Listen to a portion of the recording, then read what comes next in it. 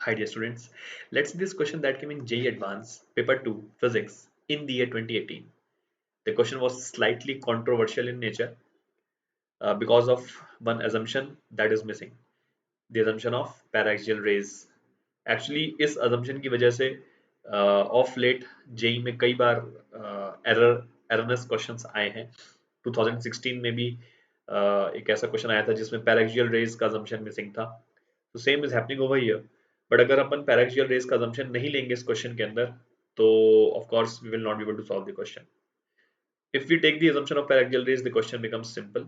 ये concave mirror है, यहाँ पे एक ऑब्जेक्ट ऐसा ट्रायंगुलर शेप का ऑब्जेक्ट रखा गया है and we have to choose the option which represents the image of this triangle. Now you can see that this angle is 45. So basically we can say that this 45 degree is a very large angle and they've also said that this distance is f by 2. तो मतलब ये triangle छोटा अपन consider कर ही नहीं सकते। Focal length मतलब इस triangle की ये जो साइड है ये f by 2 के इक्वल है, तो किसी भी तरीके से इस ट्राइंगल को अपन छोटा नहीं मान सकते। So the problem is that paraxial rays के assumptions वैलिड नहीं रहेंगे because you know any ray if you are going to consider so that will become marginal। मतलब if you try to do this question properly तो यहाँ पे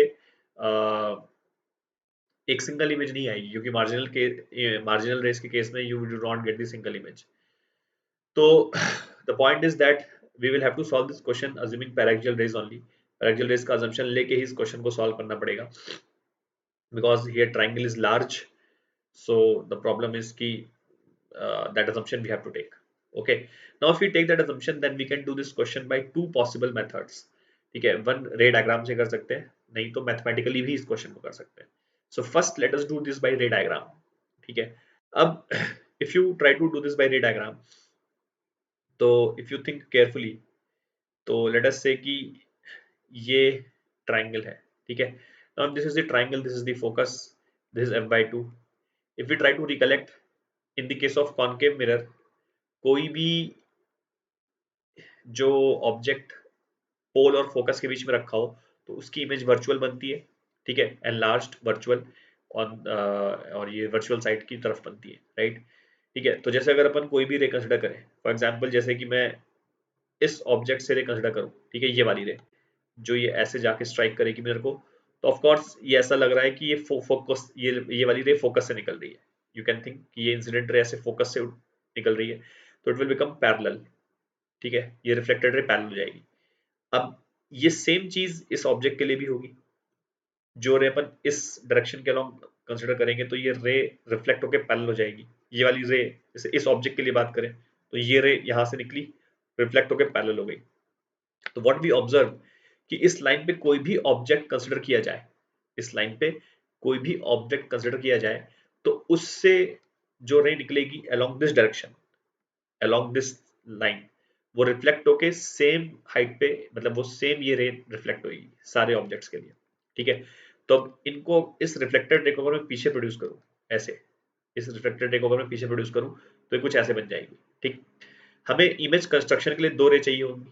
ठीक है, तो जैसे अब लेट से मैंने ये वाला एक पॉइंट ऑब्जेक्ट लिया, ठीक है, ये वाला एक पॉइंट ऑब्जेक्ट लिया और इससे मैंने पोल पे डायरेक्टली एक दूसरी इंसिडेंट रे कंसिडर करी, तो अब ये इंसिडेंट रे रिफ्लेक्ट होकर सेम एंगल पे जाएगी। ठीक है, ये इंसिडेंट रे रिफ्लेक्ट होकर सेम एंगल पे जाएगी। तो if you trace this reflected ray back तो ये कहीं यहाँ पे जाके इंटरसेक्ट कर जाएगी इस पॉइंट पे जाके। ठीक है, for any other object let's talk about this object. तो अगर अपन इस ऑब्जेक्ट की बात करें तो ये वाली रे पोल पे ऐसे जाके स्ट्राइक करेगी और रिफ्लेक्ट होकर ऐसे चली जाएगी। जब इसको पीछे प्रोड्यूस करेंगे तो फिर यहाँ पे जाकर इंटरसेक्ट करेगी। तो what you try to see, what we are trying to show here is कि इन सारे डिफरेंट डिफरेंट ऑब्जेक्ट्स के लिए, मतलब जैसे एक ये ऑब्जेक्ट हो गया, ये ऑब्जेक्ट हो गया, we are treating them as point objects. ठीक है, तो इन सारे डिफरेंट डिफरेंट ऑब्जेक्ट्स के लिए height of the image same आने वाला है। ठीक है, height of the image same आने वाला है। ठीक है, एंड जो क्लोजेस्ट इमेज जो बनेगी वो इस ऑब्जेक्ट के लिए बनेगी। यू कैन सी ये वाली जो रह जाएगी पोल पे स्ट्राइक करेगी और ये मैक्सिमम एंगल पे डिफ्लेक्ट होगी। ठीक है, ये वाली रे मैक्सिमम एंगल पे डिफ्लेक्ट होगी ऐसे। ठीक है, तो ये जब पीछे प्रोड्यूस करेंगे तो ये वाला जो इमेज आएगा ये क्लोजेस्ट आएगा मिरर के। और वैसे भी अगर तुम्हें थ्योरी से पता हो कि ये फोकस पे जो ऑब्जेक्ट रखा होगा उसकी इमेज यहाँ इन्फिनिटी पे बनेगी। ठीक है, यहाँ पे इन्फिनिटी पे बनेगी। ठीक है, ये जो पोल पे ऑब्जेक्ट रखा होगा इसकी इमेज पोल पे बनेगी। ठीक है। तो जैसे जैसे अपन फोकस से पोल की तरफ चलेंगे तो इमेज इन्फिनिटी से पोल की तरफ शिफ्ट होगी। हेंस इस ऑब्जेक्ट की इमेज जो f/2 है in all these given objects, मतलब इन सारे ऑब्जेक्ट्स में जो f/2 पे ऑब्जेक्ट रखा हुआ है उसकी इमेज क्लोजेस्ट आएगी मिरर के, ये यहाँ से भी दिख रहा है। तो दैट मीन्स हमने यहाँ से एनालिसिस करके पता लगा लिया कि सारे इमेजेस, सारे ऑब्जेक्ट की जो इमेज आएगी वो सेम हाइट पे आएगी।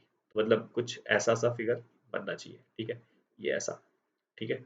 आई होप समझ में आ गया होगा, और ये f/2 वाला क्लोजेस्ट आएगा।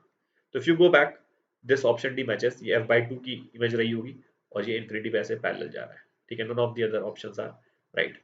तो ये तो एक तरीका हो गया इसको रे डायग्राम से करने का। आई hope you would have understood, ठीक है। अब इस क्वेश्चन को मैथमेटिकली भी अपन कर सकते हैं, ठीक है। मैथमेटिकली कैसे करेंगे, मिरर फॉर्मूला यूज करके, ठीक है।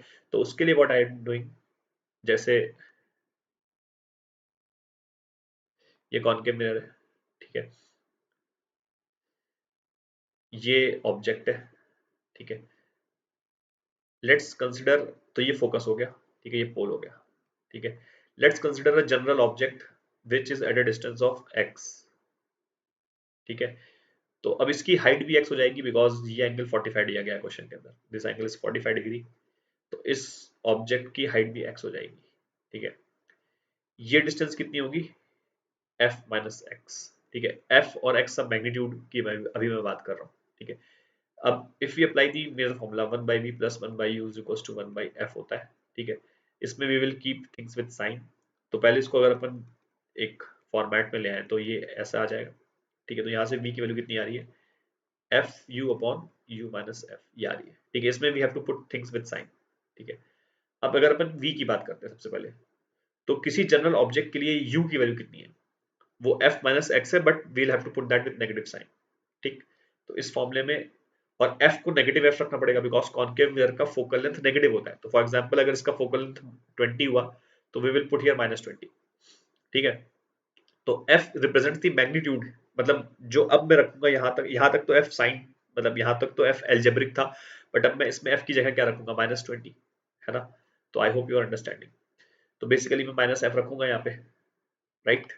तो अब ये f क्या हो गया, ये वाला f जो है मैग्नीट्यूड हो गया, मतलब दिस f इज 20। तो जैसे अगर इस फोकल लेंथ की, इस कॉनकेव मिरर की फोकल लेंथ -20 है, तो ये जो f की वैल्यू हो गई 20 हो गई, और ये मैंने माइनस साइन अलग से लगा दिया। I hope you are understanding, please not get confused, ठीक है। और u की वैल्यू कितनी हो गई, u अगेन, ये f माइनस एक्स भी था नेगेटिव साइन, तो कितना हो गया f माइनस एक्स, ठीक। फिर यहाँ पे u कितना आएगा, अगेन f माइनस एक्स, और ये माइनस को फिर से माइनस f रखेंगे तो प्लस f बन जाएगा, ठीक है। तो basically what is f here, f is the magnitude of the focal length in this case यहाँ पे, ठीक है। x क्या है, x ये डिस्टेंस हो गई, तो ये कितना बन गया, f into F minus x upon, ये आ जाएगा हमारा x, ठीक है। तो ये चीज आ गई, ठीक है। अब इससे ही हमारा क्वेश्चन सॉल्व हो जाएगा। मैग्निफिकेशन क्या होती है, माइनस वी बाई यू होती है, ठीक है। मैग्निफिकेशन होती है माइनस वी बाई यू, ठीक है। तो माइनस वी एफ अपॉन, और u कितना है, u मान ये f माइनस एक्स है, ठीक है, और विद नेगेटिव साइन, तो ये प्लस बन जाएगा, ठीक। Is equals to height of image upon height of object जो कि x है, ठीक है। अब तुम यहां से देखो, तो हाइट ऑफ इमेज तुम्हारा f आ गया विच इज कांस्टेंट, ठीक है, x कैंसिल हो गया, हाइट ऑफ इमेज कांस्टेंट आ गया f, ठीक है। और यहाँ से अगर तुम v की वैल्यू की बात करते हैं तो ये हो जाएगा F square by x minus F. तो अब x की वैल्यू जब जीरो है तो v की वैल्यू कितनी हो जाएगी, इन्फिनिट। हमें वैसे भी पता है ऑब्जेक्ट अगर फोकस पे रखा हो तो उसकी इमेज इन्फिनिटी पे बनती है। जैसे जैसे x पॉजिटिव होगा वैसे वैसे v की वैल्यू कम होती जाएगी, ठीक है। ये क्वांटिटी जो है कम होती जाएगी, ओवरऑल क्वांटिटी कम होती जाएगी। जब x की वैल्यू f/2 है तो v की वैल्यू f आ जाएगी, ठीक है। x को f/2 उसमें पुट कर दें तो v की वैल्यू f आ जाएगी, ठीक है। But height of the image constant है, तो वैसा सही केस आ रहा है कुछ इस टाइप का, ठीक है। ये चीज f है, ये वाली डिस्टेंस, ठीक है, और ये वाली डिस्टेंस भी f है, ठीक है। ये हमने पता लगाया, hence the mathematical solution is question ka. So in this case also you get option D as right, but again as I said we have taken the assumption of paraxial ray to solve this question. I hope you would have understood both the solutions. That's it, thank you.